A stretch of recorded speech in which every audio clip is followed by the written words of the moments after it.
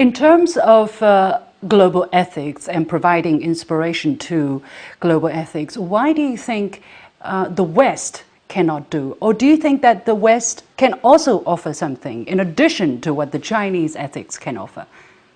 Well, I don't think there's any one agency that can do everything. All agencies in the world which have any influence must contribute. China, of course, is setting an example to the world currently in how to manage all those other agencies within their own country. Certainly, I think it's quite fascinating for the rest of the world at the moment how the party is managing to bring the big financial forces under control and is implementing policies which will reduce the gross inequalities which can develop under unrestrained capitalism. So this is an example to the world. The Chinese system is one which tries to balance all those factors in order to produce a harmonious country. And it's those principles which can be extended to the world as a whole. But of course, China can't do this on its own. And one of the important things for the world is not just that China sets an example, China must also try to exercise an influence. I would distinguish between example and influence. You can set an example and not do anything for the rest of the world. But you've both got to set an example and to exercise influence. And there are several ways I think China can do that.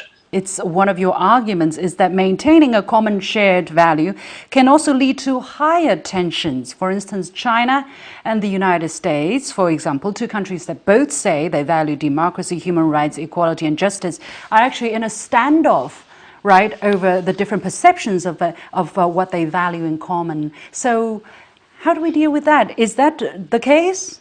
Yeah. Values ultimately are guidelines. They are visions. They look to the future. Now, how does one prevent values themselves becoming so dominant in one's imagination that you don't lead, shall we say, a balanced life? Well, I would suggest the Chinese have found a way very well because the Chinese are very pragmatic people. And when it comes down to values, they look always to what is practically possible. And one of the great, I think, contributions that the Chinese make always is when they get down to it, they convert their commitment to values into particular projects and goals, things that they can achieve. And from that point of view, we need in the world Chinese pragmatism. China is often thought of in the West as an ideologically driven country. In actual fact, the West is far more ideologically driven in the sense of promoting values as such than China is. China has a complex system of ideas.